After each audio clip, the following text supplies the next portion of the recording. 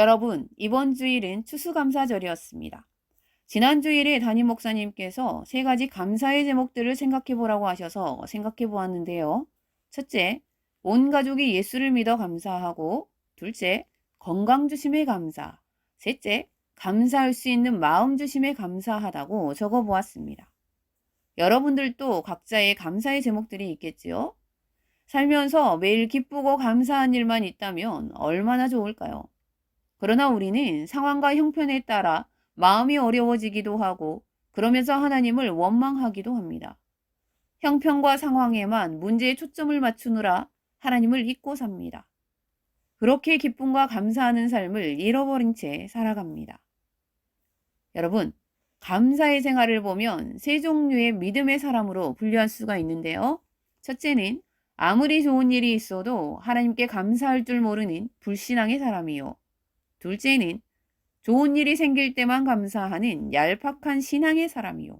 셋째는 좋은 일이 생기나 나쁜 일이 생기나 언제나 감사하는 사람인데 가장 큰 믿음의 사람입니다. 성도에게는 모든 것을 감사로 볼 수 있는 능력이 있어야 합니다. 왜냐하면 하나님께서 부르셔서 자녀된 자들에게는 모든 것이 합력하여 결국 선을 이루게 되기 때문입니다. 부귀와 영화, 승진과 좋은 일 때문에 감사하는 것은 누구나 할 수 있는 감사입니다. 그러나 성도는 낙심과 좌절, 불행과 고통으로 보이는 사건 앞에서도 감사할 수 있어야 합니다. 그것이 신앙이며 소망이며 경건인 것입니다. 그러면 감사는 저절로 되어지는 것일까요? 아닙니다. 감사는 훈련을 통하여 얻어지는 고도의 영적인 능력인 것입니다.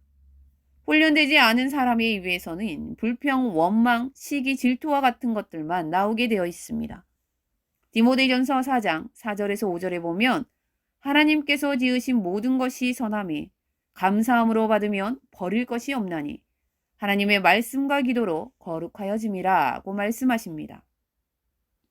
말씀과 기도는 감사라는 열매를 맺기 위한 두 가지의 절대 필요한 요소입니다. 말씀의 빛이 충만할 때 감사라는 열매는 탐스럽고 맛있게 자라가며 익습니다. 기도라는 뿌리를 통해 영양분과 수분을 공급받아야 당도가 높고 영양가 있는 감사의 열매를 맺을 수 있습니다. 참으로 감사하는 인생이 되길 원하십니까? 그렇다면 기도와 말씀으로 무장하며 사십시오. 여러분, 감사의 반대말이 무엇일까요? 불평일까요? 원망일까요? 아니면 무관심일까요? 기도의 자리에서 감사의 반대말은 당연한 것임을 깨닫게 됩니다. 식사 대접을 받게 되면 누구나 대접하는 사람에게 고맙다고 말하면서 감사를 표현하지만 날마다 밥을 해주는 아내에게 매번 고맙다고 고백하는 사람이 몇 사람이나 될까요? 아내에게 진정으로 감사하지 못하는 이유는 아내가 밥을 해주는 것을 당연한 것으로 여기기 때문이 아닐까 하는 생각을 해봅니다. 그래서 우리가 감사를 상실해버린 이유는 당연함 때문이라는 생각을 해보게 됩니다. 이 당연함을 특별함으로 바꾸어야 일상에서 감사하는 기적이 일어나게 되는 것 같습니다. 당연함을 보석 같은 특별함으로 바꾸기 위해서 우리는 항상 주님의 주권을 인정하고 하나님의 시선으로 삶을 관찰하는 습관을 가져야겠습니다. 오늘 본문인 데살로니가 교회 성도들에게 바울이 보낸 편지입니다. 오늘 본문을 다시 한번 읽어보겠습니다. 데살로니가전서 5장 18절입니다. 범사에 감사하라. 이것이 그리스도 예수 안에서 너희를 향하신 하나님의 뜻이니라. 오늘 말씀을 보니까 감사하라는데 감사하라는 말씀 앞에 한 개의 수식어가 더 붙어 있습니다. 그것이 무엇입니까? 범사에 감사하라. 범사라는 말은 모든 일에 감사하라는 뜻입니다. 데살로니가 교회가 핍박과 환난에 직면하고 있는 사실을 너무도 잘 알고 있는 바울 사도의 교훈입니다. 그래서 사도 바울은 그런 환난과 고난이 있어도 범사에 감사하라 하는 것입니다. 왜 그럴까요? 나에게 일어나는 모든 일에 범사에 다 하나님의 뜻, 계획, 목적이 있기 때문입니다. 하나님은 오늘 우리에게 모든 일에 감사할 것을 요구하고 있습니다. 성도들의 삶인 범사에 감사하는 삶이 되어야 합니다. 그렇다면 우리가 어떻게 범사에 감사할 수 있을까요?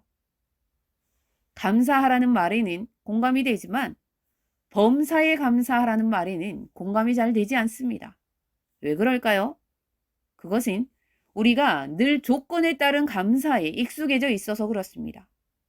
우리는 어릴 때부터 어떤 감사할 조건이 있을 때만 감사해 왔습니다. 그렇게 배우고 그렇게 실천해 왔습니다. 그러다 보니 오늘 말씀 앞에선 작아지는 것입니다. 하나님은 분명 오늘 우리에게 범사에 감사하라고 말씀하십니다.